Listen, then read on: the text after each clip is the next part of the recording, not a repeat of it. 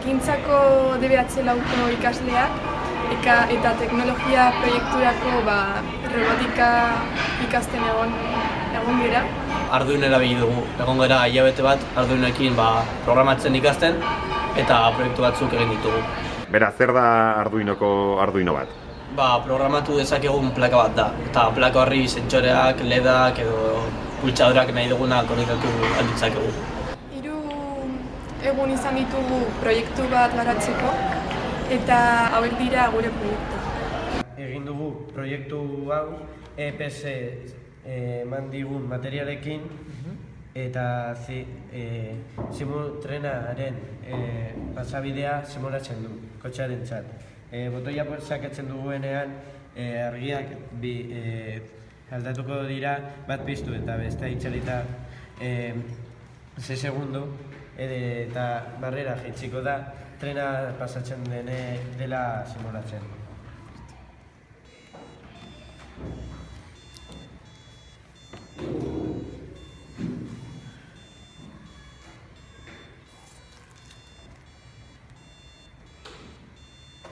Orain simulatzen du trena pasatzen dela.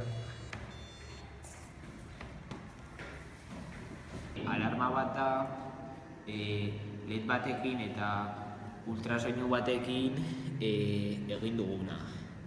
Gainera barruan zumbadore bat dauka soinua egiten duena. Konsistitzen du 10 zentimetrora ezer ez dagoenean LEDa pizten da eta zumbadorea soinua egiten du. Hau atean jarriko dugu orain eta nola funtzionatzen duen erakutsiko dizuegu.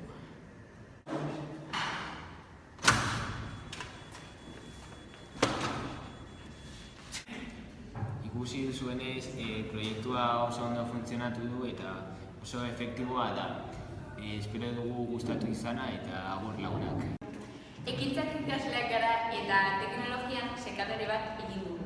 Orduan, sekadore hau servomotor bat dauka, LED bat, botonera bat eta zentsore bat. Orduan, nola funtzionatzen du?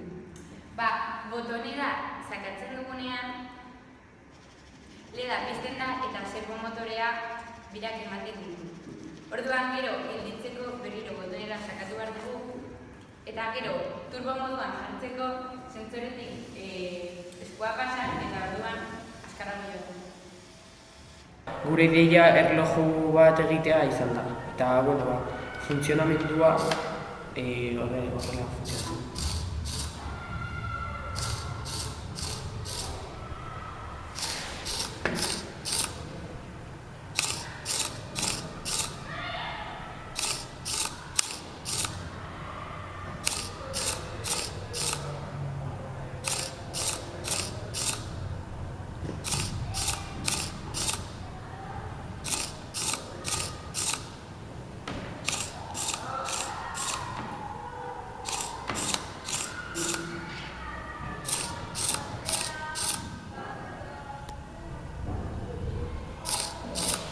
Gure proiektua kotxe bat da, eta lortu genuen plastikozko figura bat, pilekin eta horrela, kotxe bat bezala egiteko. Gero, jarri genuen zerbo, pilak biratzeko, eta ultrasoinua zerbaitetara hurbiltzen denean gelditzeko automatikoki. Gero, argiak ere baditu konektatuak kotxea irudikatzeko. Orduan, aurrera doa eta pareta ikusten duenean gelditzen joaten da, ez txokatzeko. Arduino plakarekin lan egiten ari gara eta 2 semaforoko proiektua egin dugu. Bat kotxearentzat eta bestea peatoiarentzat.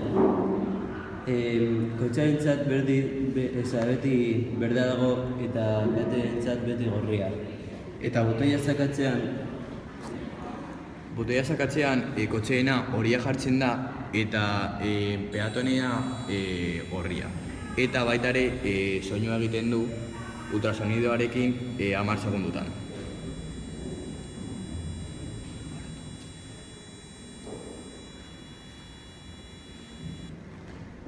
Eta orduan, denbora bukatzen denean berriz kotxeena berdea jarriko da eta peatoiena gorria.